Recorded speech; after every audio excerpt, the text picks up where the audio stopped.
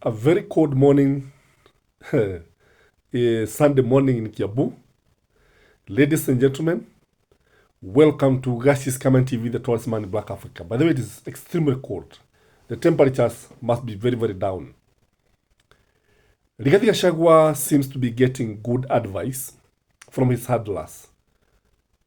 The guys who are handling Rigathi Gachagua seems to be getting it right. If you look at Rigathi Gachagua, maybe you have noted that he has become a man of few words, wherever William Samoei Ruto is. If you look at the two latest occasions when they met, the first time at Safari Park, when they had a prayer breakfast meeting, Rigathi Gachagua had just a few words, and he don't talk much. And again, in Bungoma yesterday, he took less than 2 minutes to welcome the president to address the nation. Hakuzungumzia mambo mengi. Dakika, I think they were less than 2 minutes.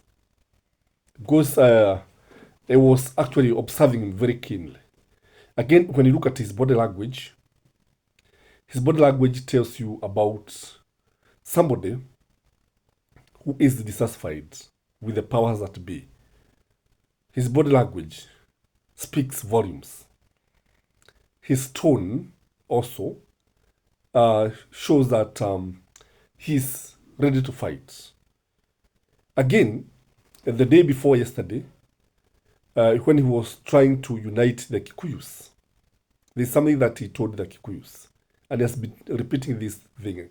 And I want you to actually face very close attention, pay very close attention to Rigathi Gachagua anytime he's talking, because these days he has even become a man of parables. He was telling the Kikuyus that nobody should ever complain when a Kikuyu girl is married by a rich man. And he went ahead and told the Kikuyus that maybe that rich man or that girl who is married to a rich man will end up educating his brother. Why do you think he was saying this? And why do you think Rigathi Gachagua is changing? I want to say this, that the reason why Rigathi Gachagua was telling Kikuyus that they should not complain anytime a Kikuyu girl is married to a wealthy man, or they should actually support that marriage, is because of the hustlers and the dynasty's narrative. You remember William Samoei Ruto has always tried to sell the dynasty versus hustlers narrative, pale ambapo anaambia watu ya kwamba wale watu ambao wako katika uongozini, wale watu ambao walikuwa katika uongozini, na he was actually trying to relate to Uhuru Muigai Kenyatta and Raila Amolo Odinga, and they were Christianized as dynasties, the children who are born with silver platters and others conceived and born in State House. Gachagua is trying to tell his Kikuyu brothers and sisters that that narrative is something that should be discarded by the Gema nation. That narrative should be disowned by all the Kikuyus. And they should not embrace that narrative. That is the message that we can conclude from there.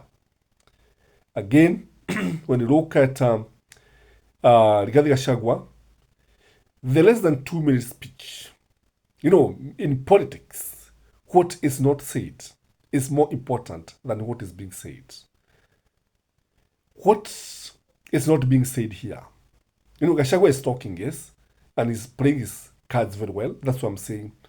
The person who is advising Rigathi Gachagua seems to be getting it right.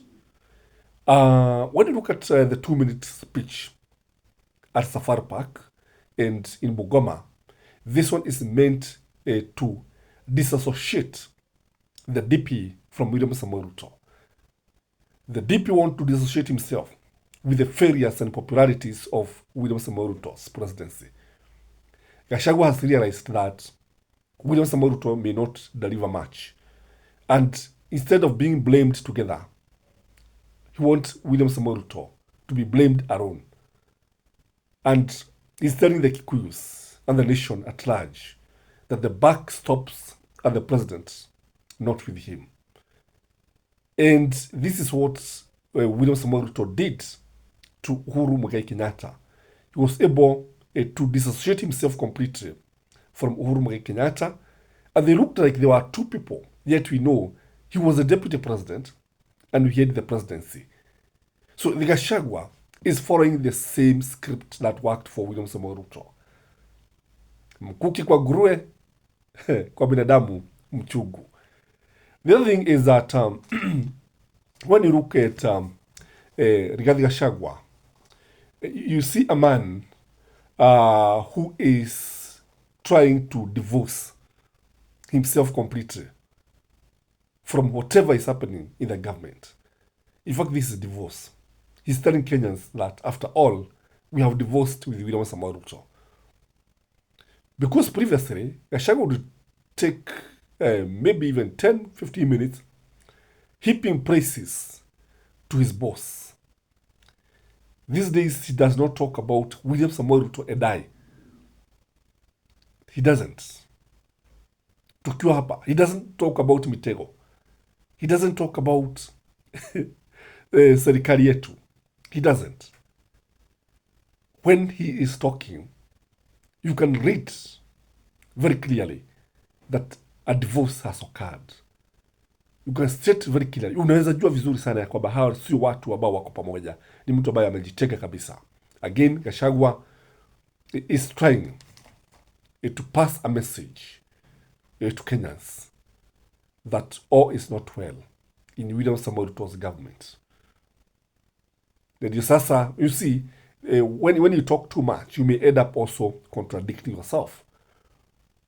So by avoiding lengthy speeches, like William Samoei Ruto, because William Samoei Ruto's speech took about 59 minutes, slightly less than 1 hour. Kwa sababu nilikuwa namsikiliza, it took about 59 minutes. But most of the things that he said, many people cannot even remember what he said. Because most of the things that William Samoei Ruto was saying, ni ahadi baada ya ahadi. Again, when you look at Rigathi Gachagua, when you compare him to William Samoei Ruto, you see, these are two people with almost similar characters. Almost very similar. Stepping on other people's toes, thinking that they are the only fish in the pond, and not even, these are the kind of leaders who don't listen to the others, when you look at it. But I think, when you look at Rigathi Gachagua, I can see an element of Uhuru Muigai Kenyatta. Uhuru Muigai Kenyatta's handlers could be working with Rigathi Gachagua. There's something I'm reading. My crystal balls are telling me that Rigathi Gachagua could be getting advice from the same people who are advising Uhuru Muigai Kenyatta. Something is telling me Rigathi Gachagua is preparing for a long haul to face William Samoei Ruto. And because in politics, everything that happens has a reason. In politics, hakuna matukio ya kisadfa. In politics, mambo mengi yanatokea kwa sababu yanalenga kuleta matokeo fulani. And whatever Gachagua is doing is very much deliberate. He is trying to consolidate the mountain behind him. And that is why William Samoei Ruto was responding to him, because he was telling him that the politics of ethnicity will never come back in this country, will never succeed in this country. So he was addressing Rigathi Gachagua directly. And Mudavadi repeated the same. I had him repeating the same on a TV show when he was being asked some questions here and there. Citizen akasema vivyo hivyo. So you can see Gachagua and Mudavadi are reading from the same script. Kimani Ichung'wah, same script. But Rigathi Gachagua is using different tactics. Ladies and gentlemen, that is my take. I don't know what you think from where you are, but from where I sit, things are unfolding. It's gonna be very, very interesting. Please like this video, comment, share, and have a blessed Sunday. Bye-bye.